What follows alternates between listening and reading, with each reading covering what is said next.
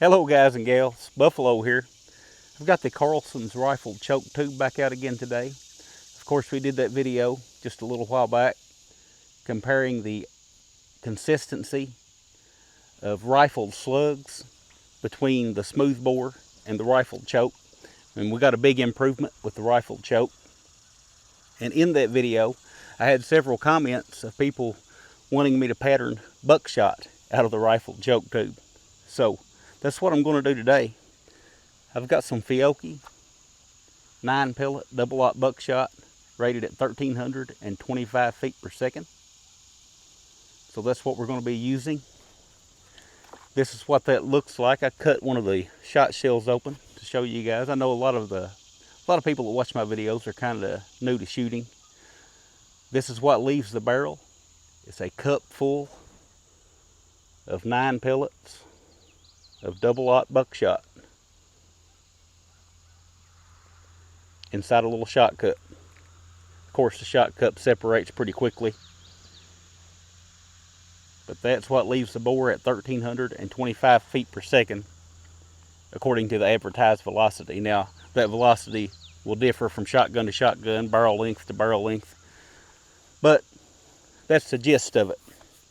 So what I'm going to do, I've got the same shotgun I used to shoot those slugs out of. This is my Beretta Extrema 2, long time favorite.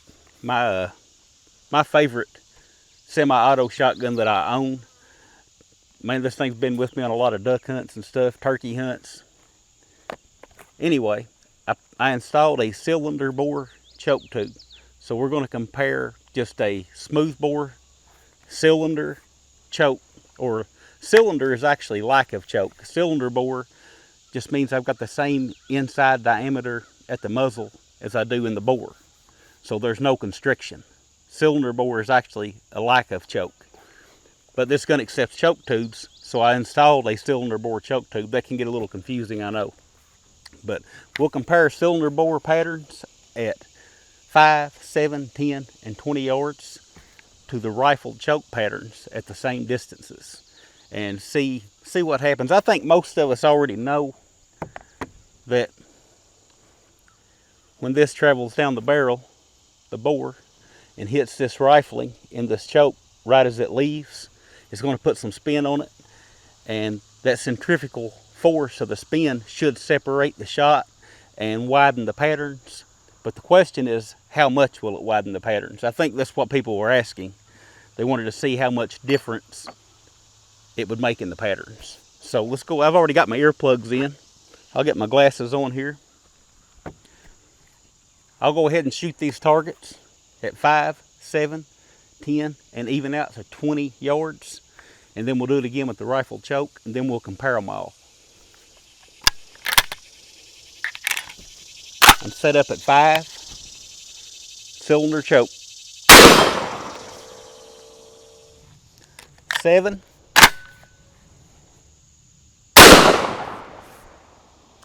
ten,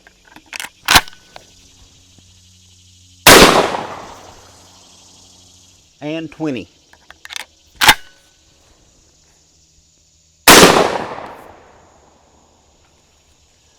Okay, so I've got the action open. The gun's on safe.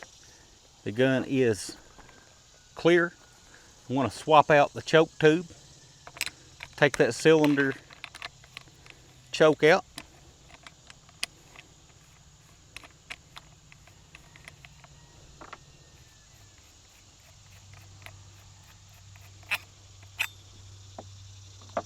Put my rifled choke in.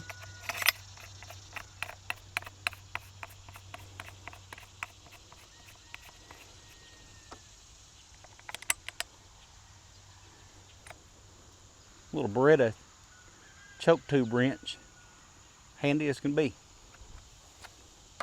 So we're back to 5 yards. Rifled choke is in.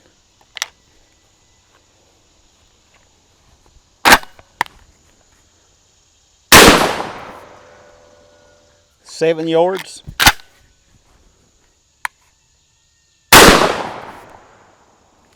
10 yards.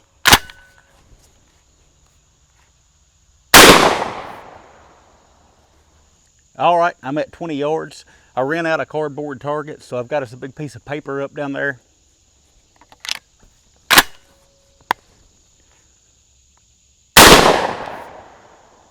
Okay, now we can compare the targets and see what the difference is. Okay, so I got the targets sorted and we're ready to take a look at them here and see what our results were. 5-yard cylinder choke. I measured 1 7/8 inches from the farthest 2 pellets apart. 5-yard rifled choke. Measured 2 1/8 inches from the farthest 2 pellets apart.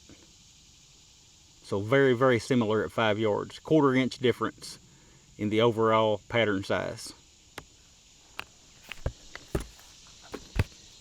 At 7 yards, this is our cylinder bore. I measured 2 7/8 inches between the farthest 2 pellets apart. And at 7 yards with our rifled choke, measured 3 1/8 inches between the farthest 2 pellets apart. Put them both up here if I can. Whoa. Again, there's the cylinder bore, smooth bore, and there's the rifle. So once again, not much difference. About a 1/4 inch difference in the pattern size at 7 yards. We move to 10 yards. Cylinder bore, smooth bore. I measured 7 inches between the farthest 2 pellets apart. And guys, I get that's not exactly how you measure shotgun patterns. You want to start in the center of your pattern and use a circle. And the size of circle that you get that encompasses your pellets, that's the size of your pattern.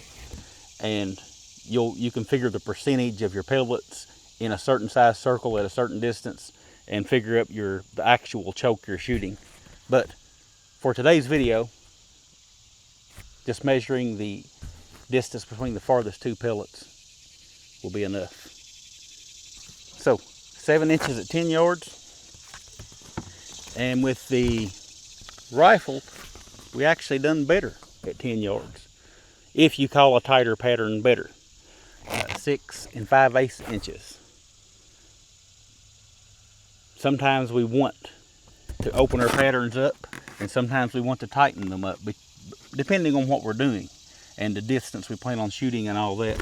So I shouldn't have used the word better, but we got a tighter pattern with the rifled choke than we did with the cylinder bore choke at 10 yards. That surprised me. Didn't see that coming. So at 20 yards, what was it? 13 1/4 inches with the cylinder bore, smooth bore choke. So 13 1/4 inches between the farthest 2 pellets apart. And I had to use paper with the rifle choke. I'm not going to tear it off the stand because it'll add more holes and add some confusion. But I got 16 inches between the farthest 2 pellets apart.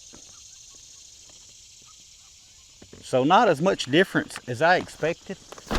I thought that the spin from hitting the rifled choke tube would spread the load out a little more than what it did.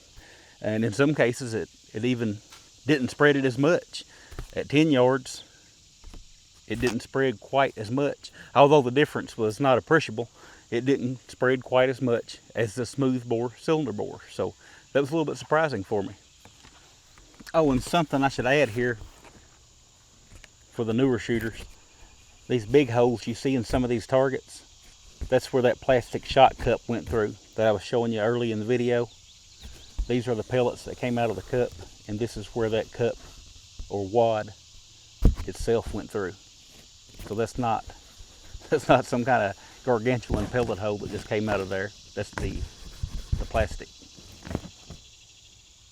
It does look like we picked up a little plastic fouling in the rifling, in the grooves, but not too bad. Nothing I can't clean out. So if you guys have got anything else you'd like to see me shoot through this choke, let me know. Sabos have already been suggested. I'm trying to get some to do some sabo slug testing with it. Stuff's very hard for me to find right now. So, and I don't normally shoot sabo slugs. In fact, I've never shot sabo slugs. So it may be a little bit before I can find some and round some of those up. But if you guys have got anything else you'd like to see me shoot through this rifled choke tube, let me know and I'll see if I can get it done. But that's all I got, and I'll talk with you guys again soon.